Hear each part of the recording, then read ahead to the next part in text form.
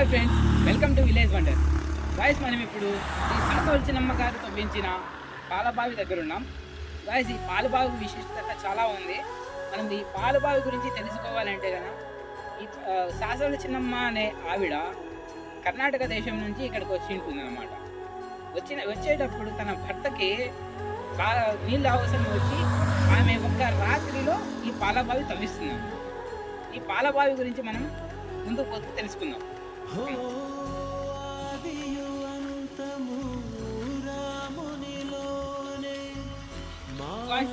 ఇక్కడ చూడండి, శ్రీ శాసవలచినమ్మ గారు అండ్ ఆవిడ భర్త విగ్రహాలు.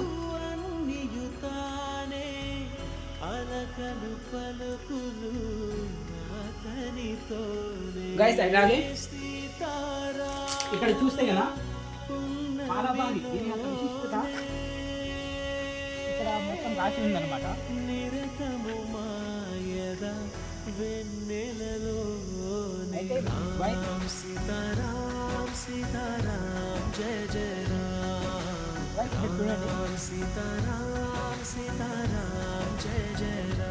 పాలబావి అంటారు. పాలబావి ఒక్క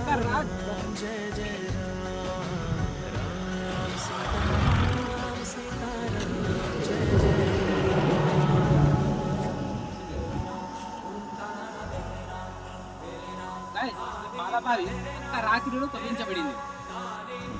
ఈ పాలబావి శ్రీ శాసవలచినమ్మ గారు తన భర్త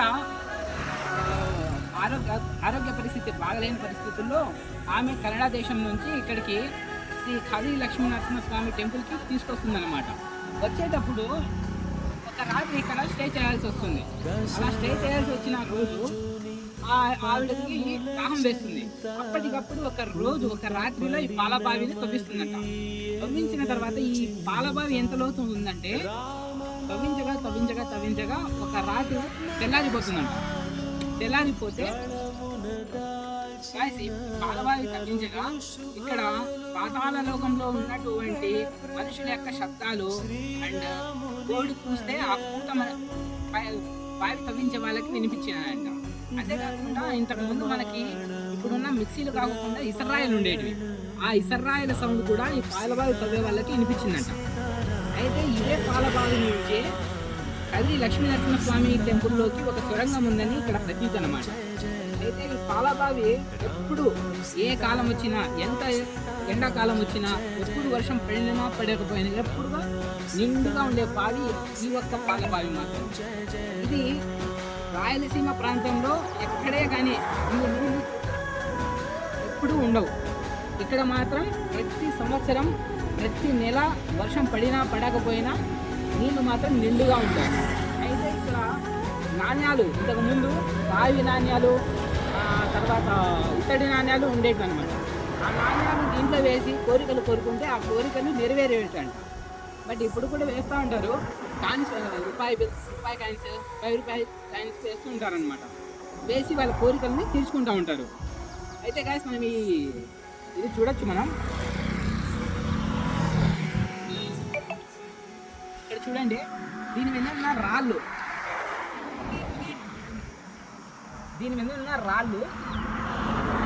అవన్నీ కూడా పిల్లలు లేని వాళ్ళు కోరికలు తీరల్లా.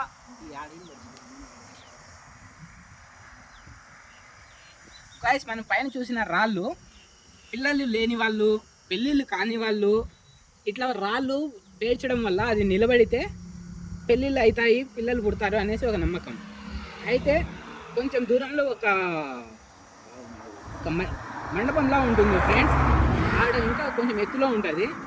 అదైతే పెళ్ళిళ్ళు కానీ ఇక్కడి నుంచి చూసుకుంటే కొంచెం దూరంలో ఒక ఆర్చ్ మాదిరి ఉంటుంది, మండపంలాగా. ఆ మండపం పైకి పెళ్ళిళ్ళు కాని వాళ్ళు వాళ్ళ కాళ్ళ నుంచి పైకి రాళ్ళు విసిరితే అది ఆ మండపం మీద నిలబడిందనుకో పెళ్ళిళ్ళు అవుతాయనేసి ఒక నమ్మకం అనమాట. వాళ్ళకి కోరికలు కోరుతాయనేసి ఒక నమ్మకం. అయితే ఇక్కడ చూడండి ఫ్రెండ్స్, ఈ నీళ్ళు చూడండి ఎంత క్లీన్గా.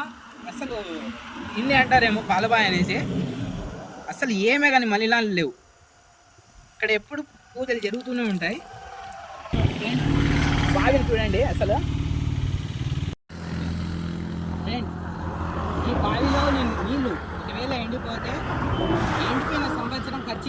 ఇక్కడ యుగాంతం వస్తుందనేసి ఒక ప్రతీతి ఉందన్నమాట. ఎప్పటికీ కూడా ఈ నీళ్లు ఎండకూడదు అనేసి మనం దేవుని కోరు.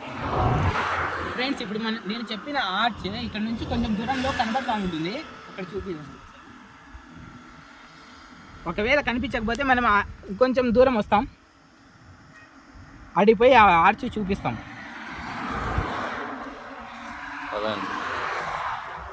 పదండి.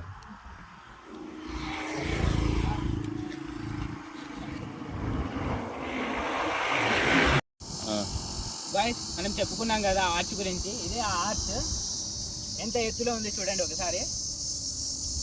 దీని మీదకి ఎట్లా అబ్బా గాలి వేసేది చూద్దాం ఒకసారి.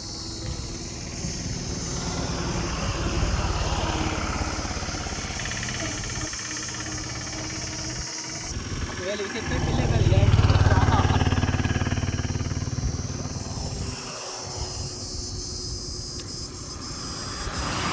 ఒకసారి 3 సార్లు అంటే ఛాన్స్.